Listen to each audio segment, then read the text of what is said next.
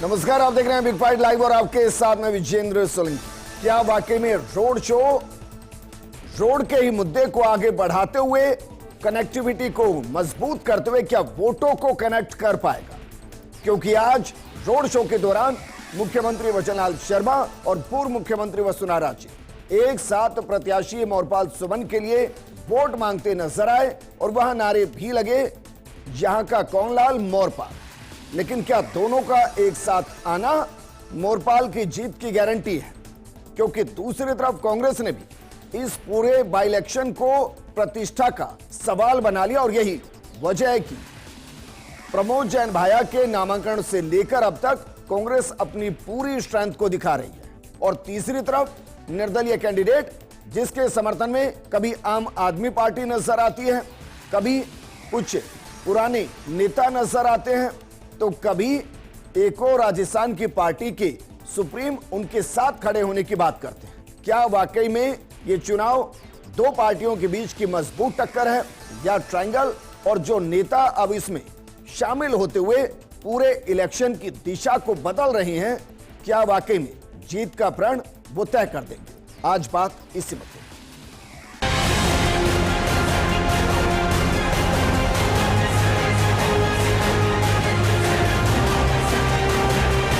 कांग्रेस हमेशा भ्रष्टाचार की राजनीति करती है, भारतीय जनता पार्टी हमेशा विकास के आधार पर चलती है। आज आप इसको चेहरा बदलवा के और अच्छी तरह से जिताने का काम करोगे सब लोग, ये मुझे विश्वास है।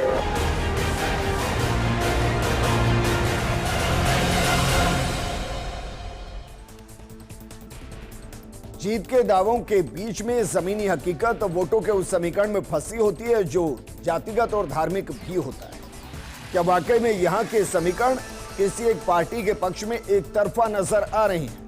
और मुख्यमंत्री वचनलाल शर्मा का चुनावी रोड शो करना, पूर्व मुख्यमंत्री वसुंधरा राजे का होना, क्या मोरपाल की जीत की गारंटी? इस पर बात करने के लिए हमारे साथ मौजूद है बीजेपी प्रवक्ता सुरेश गर्ग जी, कांग्रेस प्रवक्ता आर तिवारी जी, राजनीतिक विश्लेषक महेश शर्मा जी। शुरुआत सुरेश गर्ग जी आपके साथ, क्योंकि अगर मैं गलत नहीं तो शायद ये पहला रोड शो होगा जिसमें पूर्व मुख्यमंत्री और वर्तमान मुख्यमंत्री एक साथ नजर आएंगे और दोनों की अपनी एक जनाधार की शैली है और उनको आकर्षित करने की शैली है। तो जब दोनों एक साथ एक रोड शो में एक ही जीप पर नजर आए तो बीजेपी कार्यकर्ताओं का उत्साह कैसा? देखिए विजेंद्र जी, आज जो अंता का चुनाव है, धनबल बनाम जनबल, भ्रष्टाचारी बनाम स्वच्छ छवि वाला व्यक्ति, 2 साल बनाम 5 साल। 5 साल तक राजस्थान में गहलोत जी की सरकार थी, 2018 से 2023 तक। आपने सबने देखा कि किस तरीके से भ्रष्टाचार चरम सीमा पे थे और उन्हीं के सहयोगी प्रमोद भाया जी भी थे, जिन्होंने खान मंत्रालय के अंदर करोड़ों रुपए का भ्रष्टाचार किया। भाया रे भाया खूब खाया, ये सब जगह था। और इनके खुद के विधायक भरत सिंह जी ने भी खुद ओपन में आरोप लगाया है और 2023 के चुनाव में भी जनता ने इसी वजह से इनको नकारा है। जिस व्यक्ति को भ्रष्टाचार के आरोप में नकारा है, उसी व्यक्ति को कांग्रेस ने चुनाव में उतारा है। यानी कि भ्रष्टाचारी का संरक्षण कांग्रेस का है। हमारा जो कैंडिडेट है वो स्वच्छ छवि, ईमानदार और अंता विधानसभा का प्रॉपर रहने वाला। और भी जितने भी कैंडिडेट है वो अंता विधानसभा के नहीं है, बाहर के हैं, लेकिन हमारा जो प्रत्याशी है वो प्रॉपर अंता विधानसभा का रहने वाला है और धरातल पे काम करने वाला व्यक्ति है। तो निश्चित रूप से भारतीय जनता पार्टी का, भारतीय जनता पार्टी, अंता की बात हो रही है ना, मैं कह रहा हूं अंता की बात हो रही है ना, अंता की बात हो रही है ना, भारी क्या है? अरे अंता की बात हो रही है ना, जनता का अपमान मत करो। तो आप बताओ ना, आपको तकलीफ क्यों हो रही है? मुझे बताओ कि एक भ्रष्टाचार, देखो कांग्रेस ने तो भ्रष्टाचारी को उतारा ना, कांग्रेस ने तो एक भ्रष्टाचारी को उतारा ना, जिसके ऊपर करोड़ों रुपए का भ्रष्टाचार का आरोप है, जिनके ऊपर करोड़ों रुपए का भ्रष्टाचार नहीं है। आप भी उनको सपोर्ट कर रहे हो एक भ्रष्टाचारी को। अरे एक गरीब परिवार का व्यक्ति चुनाव लड़ रहा है, एक जन नेता, जन जो समर्थक है वो चुनाव लड़ रहा है और एक करोड़ों रुपए की संपत्ति का मालिक चुनाव लड़ रहा है। तो जनता देख रही है। ये उपचुनाव क्यों हो रहा है, इसका जवाब दो। चलो ये मुझे बता दो, क्या हुआ? हत्या का जुर्म है? आप नहीं नहीं, जिनको चुनाव सुनो सुनो सुनो अरे सुनो तो सही, अधिकारियों को डरा, क्या हत्या का जुर्म है? मांगो आप पहले। क्या भ्रष्टाचार का जुर्म है? न हत्या का जुर्म है न भ्रष्टाचार का जुर्म है, लेकिन आपके नेता के ऊपर भ्रष्टाचार के आरोप है और आधा दर्जन से ज्यादा FIR लॉज है आपके नेता के खिलाफ। दोनों रुक जाइए। आर तिवारी जी, चोरी का आरोप मत लगाना। तिवारी जी रुकिए भाई, जब हमारा रुकिए सर, जीते तब आप वोट चोरी का रुकिए आरोप मत सर। लगाना। सुरेश गर्ग जी, सरकारी तंत्र का आरोप मत लगाना। सुरेश गर्ग जी, मैंने बहुत बेसिक सवाल किया था। सवाल ये था कि जब बीजेपी के टॉप लीडर एक साथ एक रोड शो का एक जीप पर बैठकर प्रचार करते हैं आम जन के साथ, क्या बतौर बीजेपी कार्यकर्ता आप कैसा महसूस करे तो, और इसका क्या संदेश? कार्यकर्ता तो खुश है, आनंद है। आज देखिए ना, जिस तरीके से 2.5 किलोमीटर का रोड शो हुआ जिसमें जनता उमड़ के आई है, कितना उत्साह है कार्यकर्ताओं में। आप देखिए ना, जनता उमड़ के आई है साहब। कार्यकर्ताओं के साथ साथ आम नागरिक भी जुड़ के आए हैं कि एक हमारे लोकल अंता का रहने वाला व्यक्ति चुनाव लड़ रहा है। बड़ी खुशी की बात है। ये भ्रष्टाचारी का सपोर्ट कर रहे हैं साहब। एक मिनट भाई, दो एक साथ नहीं बोलेंगे। आर तिवारी जी, आप जरा बताइए, प्रमोद जैन भाया के नामांकन में कितने बीजेपी के कांग्रेस के नेता थे, गिनवाइए सर, कौन कौन था? गिनवाइए सर। कि हमारा तो माइक्रो मैनेजमेंट है, मेरा कार्यकर्ता लड़ रहा है। अरे मैं पूछ रहा हूँ, गिनवाइए ना कितने थे? कार्यकर्ता है। अरे हमारे दिखावे का नहीं, मैं कह रहा हूँ कार्यकर्ता को देते ना टिकट, कार्यकर्ता को देते ना, एक भ्रष्टाचारी को टिकट क्यों दिया? फिर एक भ्रष्टाचारी को टिकट क्यों दिया, बता दीजिए। जिसको भ्रष्टाचार के आरोप की वजह से 2023 में जनता ने नकार दिया था। प्रमोद भाई 2023 में जनता ने नकारा ना इन्हीं व्यक्ति को, उन्हीं व्यक्ति को दोबारा टिकट देने का मतलब क्या है? खान मंत्रालय के अंदर कितना करोड़ों रुपए का भ्रष्टाचार किया था? प्रमोद भाया है। हम जातिगत समीकरण नहीं दे रहे। सैनियों का वोट दे दो, मोरपाल जी, मीणाओं का वोट दे दो। 36 कौम जिताएगी प्रमोद भाया को। गायों की सेवा का उसको प्रतिफल मिलेगा। मुस्लिम समाज ने भी आप देखिए अभिनंदन किया। मुस्लिम समाज भी हमारे साथ लगा हुआ था। अरे वो तो सत्ता है। मुस्लिम समाज ने भी आज जो वहां का रोड शो था उसका सम्मान किया, पुष्प वर्षा की है। अरे भाई देखिए जनता किस तरीके से उमड़ रही है। तिवारी जी स्वीकार कर लीजिए, बाद में आप आरोप लगाओगे। एक मिनट, आर तिवारी जी, आप ये कह रहे हैं कि जो प्रमोद जैन भाया की नामांकन के बाद जो रैली हुई और जिसमें कांग्रेस अतो उत्साहित होकर कह रही थी कि देखिए बहुत भीड़ है, वो इकट्ठी की गई थी, वो खुद नहीं आई थी, आप ये कह रहे हैं? आपका अनुभव बहुत लंबा है सर, मेरी उम्र से तो बहुत ज्यादा है। आप ये कह रहे हैं कि वो जानबूझकर इकट्ठी की गई थी? चुनाव लड़ता है, ये भू माफिया, ये ड्रग माफिया, ये स्थानीय लोग जिनके कामकाज होते हैं, उनको भीड़ लगाने की हमको देना पड़ता है। चलिए आप बताइए, भारतीय जनता पार्टी मोरपाल सुमन पर कौन से चार्जेस हैं? आर तिवारी जी, सवाल कौन से चार्जेस हैं सर? मैं कह रहा हूं कमललाल, अरे भाई कौन से चार्जेस हैं? ये जो चुनाव हो रहा है वो जा चुके हैं, वो जेल जा चुके हैं भाई। सवाल ये चुनाव में जाना, ठीक है, वापस में आप दोनों को करूंगा। महेश शर्मा जी, एक मिनट सर, रुक जाइए भाई दोनों। महेश शर्मा जी, क्या आज के इस रोड शो ने, महेश शर्मा जी रुके ना, सुरेश गर्ग साहब, एक मिनट भाई, सुरेश गर्ग साहब, आर तिवारी जी प्लीज एक मिनट, सुरेश गर्ग साहब। महेश शर्मा जी, क्या आज के इस रोड शो ने इस इलेक्शन को इंटरेस्टिंग करने के साथ साथ डायमेंशंस को चेंज कर दिया है? इसमें कोई दो राय नहीं है कि जो एक तरह से शक्ति प्रदर्शन होता है ये इसके माध्यम से ही होता है, रोड शो वगैरह से। और साथ साथ ही एक जो चेहरे जो हैं, पूर्व मुख्यमंत्री वसुंधरा राजे और वर्तमान मुख्यमंत्री भजन लाल एक साथ मंच पे दिखाई दे रहे हैं, तो ये कहीं न कहीं पार्टी के भीतर या प्रत्याशी के प्रति एक मतैक्य की बात कही जा सकती है। इससे मतलब माहौल बनता है कि वो इसके जो प्रत्याशी है उसके पक्ष में जाता है। अब रहा सवाल कि जो जिस तरह से लोकल वाला जो एक फैक्टर है, तो मैं ये कह रहा हूँ कि ये बहुत पुरानी बात हो गई है, लोकल और बाहर ये, क्योंकि 2 बार ये इसी प्रेम में जो भाया जो हैं 2 बार मतलब क्या कहता नहीं, यहाँ से विधायक चुन के आए हुए हैं। उनका कार्य, उन्होंने जो उस दौरान के जो काम किए उसका भी कोई असर हो सकता है, उनका भी एक वोट बैंक बना है वहाँ। इसी तरह से जो लोकल है, जो व्यक्ति है, तो जो मौजूदा स्थिति है सरकार की, उसके विकास कार्यों का, उसके आधार पे लोकल और विकास कार्य में बीजेपी के जो प्रत्याशी मोर्पा उनके समर्थन में दिखाई देता है। अब सवाल ये आता है कि चुनाव से पूर्व, चुनाव जब मतदान होगा उससे पूर्व तक कैसा माहौल बनता है और किस तरह से आगे इसको बढ़ाया जा सकता है और क्या चीज़ आ सकती है। लेकिन एक बात और है कि उपचुनाव के रिजल्ट हमेशा सत्ता पक्ष जो होता है उसके समर्थन में ज़्यादा इसलिए होता है क्योंकि हर मतदाता ये चाहता है कि अगर मैंने विपक्ष को जिता दिया तो कहीं ऐसा नहीं हो कि विकास की दौड़ में मैं पिछड़ जाऊँ। तो ये मतदाता का मतलब इस तरह का एक मानस बनता है। तो एक संभावना जी, तो पिछले जो उपचुनाव हुए उनके नतीजे भी देख लीजिए, अधिकांश भाजपा ने ये सीटें जीती है। कहीं मतलब जातीय समीकरण, इसमें कोई दो राय नहीं, हमारी देश की राजनीति में जाति जो वाद है वो प्रभावी रहता है और वो कितना प्रभाव करता है। लेकिन है कि जितने जो उपलब्ध सरकार ने, जो एक सवाल खड़ा हो रहा था कि भाई पूर्व मुख्यमंत्री वसुंधरा राजे इलेक्शन का हिस्सा कब बनेंगे। हालांकि मैं मान रहा हूं कि जब से दुष्यंत सिंह को प्रभारी बना गया तब से पूरा परिवार ही उसका हिस्सा है, लेकिन पूर्व मुख्यमंत्री का आना, मुख्यमंत्री का खुद रोड शो करना, ये तो बताता है ना कि ये इलेक्शन रोचक हो रहा है और उसमें कोई थोड़ी सी भी ढील देना नहीं चाहता है। हाँ, इसमें कोई बात नहीं। हाड़ौती में मतलब प्रखर नेता के रूप में उनकी छवि बनी हुई है और ये नहीं पूरे परिवार की बनी हुई है। दुष्यंत सिंह हो चाहे मतलब खुद वसुंधरा राजे, उनका एक प्रभावशाली रहा है।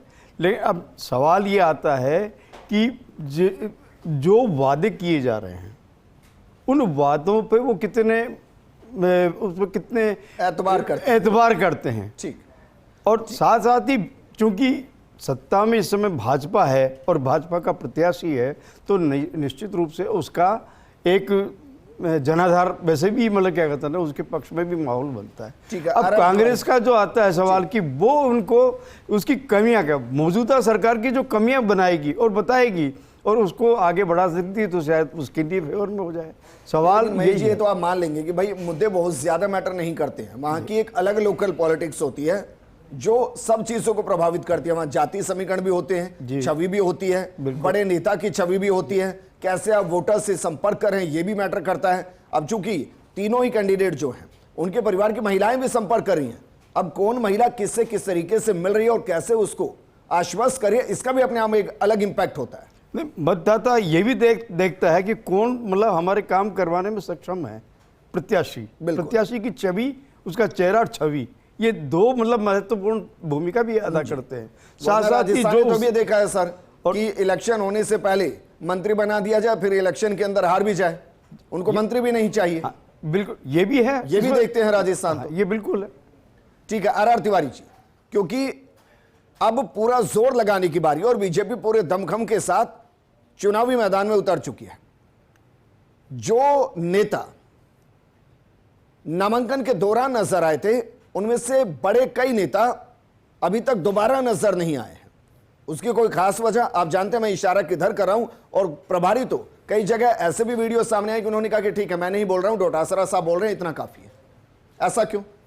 आप इसको घड़ी को घुमाओ मत विजेंद्र। ये तो भारतीय जनता पार्टी से पूछो कि वसुंधरा जी की बिना आज्ञा के राज्य के मुख्यमंत्री जा ही नहीं सकते थे। पूरा मंत्रिमंडल, मुख्यमंत्री, प्रदेश के भारतीय जनता पार्टी के अध्यक्ष मदन राठौड़ 3 दिन तक मुख्यमंत्री के घर में घुस करके कहते रहे उम्मीदवार बनाओ। आज वसुंधरा जी का साथ लेकर के वो बताइए ना, किस मुद्दे पे आप चुनाव में जा रहे हो ये बताओ ना। आपके मदन राठौड़ तो कह रहे हो ये बताओ ना।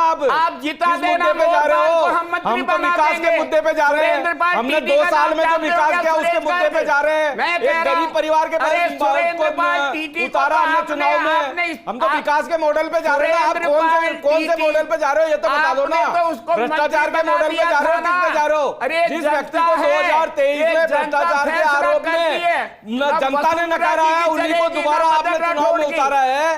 तो जनता सब समझती है भैया, जनता तिवारी जी सब समझती है, जनता सब समझती है। अरे किसके साथ में जाना है।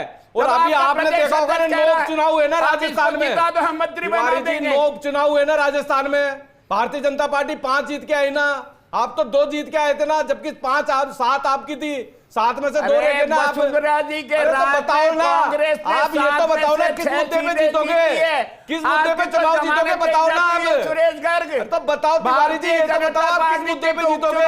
हम कह रहे हैं कि साहब 9 में से हम 5 जीत के आए, आप 2 पे रह गए, अभी 7 में से 5 आए, जीत के आए थे, 5 में से 1 रह गए। आप बताओ ना किस मुद्दे पे जनता पे, हम तो विकास के मुद्दे पे जा रहे हैं। हमने 2 साल में जो विकास किया है, जो हमने 92,000 सरकारी नियुक्तियां दी है, 1.25 लाख नियुक्तियों का प्रक्रिया दी ने, किसान सम्मान निधि हमने बढ़ाई है, ईआरसीपी का समझौता करके लाए हैं, ईआरसीपी धरातल पे लाए हैं हम। तो ये सब चीजें हम जनता के पास जा रहे हैं ना। आप किस बेसिस पे जा रहे हो बताओ तो सही ना। आपका मुद्दा क्या है ये बताओ आप। और मैं देख रहा हूँ विजेंद्र, बताओ ना आपका मुद्दा क्या है। जोगेश्वर गर्ग हैं, वो बताओ ना, तो मुद्दा बताओ ना कि इस मुद्दे पे जा रहे हो। हम तो हमारे विकास के मॉडल पे जा रहे हैं। राजस्थान में एक्सीडेंट हो रहे हैं, सैकड़ों आदमी रोज मर रहे हैं। जोगेश्वर गर्ग कार्रवाई कर रहे हैं कि कार्रवाई कर रहे हैं। आपके शासनकाल में कार्रवाई भी नहीं होती थी। हम तो जैसे ही होता है हम तो कार्रवाई कर रहे हैं। आपके व्यक्ति तो कहाँ पे कार्रवाई करते थे, आपके मुख्यमंत्री जी तो केवल नकारा निकम्मा में पूरे 5 साल निकाल दिए थे, होटलों में रह के 5 साल निकाल दिए थे। करेंगे नहीं, हमारे मुख्यमंत्री जी तो धरातल पे जमीन पे जाके काम कर रहे हैं। बता दीजिए। अरे आप गए कि नहीं जोगेश्वर साहब, 2 साल का विकास का मॉडल और 5 साल का आपका भ्रष्टाचार का मॉडल देख लीजिए। काय को चुनाव प्रचार में हो। अरे तिवारी जी वापस मुद्दे पर आ जाते हैं। मैं ये कह रहा हूं कि क्या कांग्रेस के कुछ नेता जो नामांकन के दौरान थे, क्या वो चुनाव प्रचार खत्म होने से पहले एक बार फिर नजर आए? रंधावा जी गए, सचिन पायलट जी गए, डोटासरा जी गए, जूली जी गए, 7 तारीख से अशोक गहलोत जी जा रहे हैं। अरे हमारे यहाँ कोई विवाद नहीं है। आज वसुंधरा जी ने कृपा कर दी भजनलाल जी पर, आज बताओ नकारा निकम्मा किसको बोला था? वसुंधरा जी के प्रदेश अध्यक्ष, वो झालावाड़ प्रदेश अध्यक्ष, उप मुख्यमंत्री, प्रदेश अध्यक्ष नकारा निकम्मा करके आप लोगों को बातचीत तक नहीं होती, बातचीत तक नहीं होती। और बोले साहब हम एक है, बताओ किस तरीके से एक है। और अब अभी हम चुनाव जीतेंगे तो कह देंगे वोट चोरी का आरोप लगा देंगे, सरकारी तंत्र का आरोप लगा दोगे। हमने हराया है। कल राहुल गांधी ने फिर कहा हरियाणा में 25 लाख वोट बेईमानी से सरकार एक व्यक्ति एक दिन में 222 बार वोट दे सकता है क्या? संभव है क्या एक दिन में 222 बार वोट देना? तिवारी जी, मैं उस पर बहुत बात कर चुका हूं, प्रोग्राम भी कर चुके हैं। देखिए, मुमकिन नहीं है कि एक स्टेट के अंदर हर 8वां वोटर फर्जी हो। उस आंकड़े को सही कीजिए सर, हर 8वां वोटर कैसे फर्जी हो सकता है? बिना सिर पैर का आंकड़ा, आपके हमारे बीच का महेश शर्मा जी, अरे सर बिना सिर पैर का 2 करोड़ महेश शर्मा लोगों में 25 लाख महेश शर्मा जी, वोटर क्या आपको बेईमानी लगता है के? कि 1-2 और इसी तरीके के रोड शो हो सकते हैं? नहीं, इसमें देखिए, मैं जहाँ तक है कि जीत के लिए सारे जो दल हैं वो कहीं न कहीं जो प्रतिद्वंदी दल हैं वो अपना अपना शक्ति प्रदर्शन करते हैं, और इससे मतलब मतदाताओं को अपनी तरफ आकर्षित करने के लिए। अब ये संभव है कि पार्टी ने क्या उसको जैसी स्थिति बनती है कि जनता का ध्यान कैसे आकर्षित किया जाए, और साथ साथ ही ये है कि हम क्या ऐसे काम करने जा रहे हैं, क्या ऐसे मुद्दे हैं जिससे उस क्षेत्र का विकास हो, और वहाँ की समस्या क्या है। अगर बुनियादी जो उसकी समस्याओं का हल करने वाला जहाँ देखा जा सकता है कि ये प्रत्याशी अपना हमारी आवाज़ उठाएगा, हमारे बारे में मतलब अच्छे विकास के रास्ते खोलेगा, उसकी तरफ और स्वयं उसकी छवि कैसी है, चेहरा क्या है, नया है, पुराना है, कैसे किस तरह का है, और उसका आचरण क्या रहा है। लेकिन अमूमन मेरा सवाल हमेशा होता है कि जो रोड शो का कल्चर शुरू हुआ उसके इम्पैक्ट नजर आते हैं। मैं ये नहीं समझ पाता कि इम्पैक्ट क्यों नजर आते हैं, क्योंकि कोई बहुत बड़ा भाषण होता नहीं। देखिए, इसका आप सिर्फ एक काफिले के साथ निकल रहे होते हैं, लोग आपके संपर्क में सिर्फ हाय हेलो की तरह होते हैं, लेकिन इम्पैक्ट आता है, सच है। नहीं, एक्चुअल में क्या है कि ये रोड शो वगैरह जो है, रैलियां वगैरह के जो आयोजन होते हैं, ये माहौल को अपने पक्ष में करने की कोशिश की जाए। सर रैली तो फिर भी समझ में आती है, चलिए भाषण हो रहा है, वहां से वादे हो रहे हैं। मैं यही कह रहा हूँ ना कि बात यह है कि जनता किस पे विश्वास कर रही है। अधिकांश उपचुनावों में मतदाता की ये सोच ज़्यादा अभी रही है कि अगर हमने विपक्ष के व्यक्ति को चुन के भेज दिया तो क्या वो हमारे विकास के काम करवा भी पाएगा या नहीं जी। क्योंकि ये मान के चलिए कि आज की तारीख में कि जो भी हमारे हकीकत बता रहा हूँ कि जो विपक्ष के हमेशा जहाँ जहाँ भी जो है प्रत्याशी या जो रहे हैं उम्मीदवार, उनके विकास में पिछड़ जाते। ठीक है, फाइनल कमेंट में आपसे चाहूंगा, 1 मिनट आर तिवारी जी, क्या वहां से एक विधायक चुनने की बात हो रही है या संभावित भविष्य के मंत्री को चुनने की बात हो रही है? पब्लिक के बीच में परसेप्शन क्या क्रिएट हो रहा है? विधायक चुन के आ रहा साहब, हमारा तो विधायक चुन के आ रहा है, वो काम करेगा। मदन राठौर भाई जो 2 साल में जो काम हुए हैं उनको 3 साल में और काम करने पूरे। भाई हमारा 5 साल का कार्यकाल है, 2 साल में जो काम किए, बाकी जो बचे हुए काम है वो उनको 3 साल में पूरे करना है। जनता इसीलिए हमें आशीर्वाद देगी कि बचे हुए काम है वो पूरा करें, इसीलिए जनता हमें आशीर्वाद देगी। मुझे बताओ प्रमोद भाई को चुनेगी क्यों? आधार तो बताए ना कि किस बेसिस पे? जब 2023 में उनको नकार दिया तो वापस क्यों चुनेगी? कोई आधार तो होगा ना।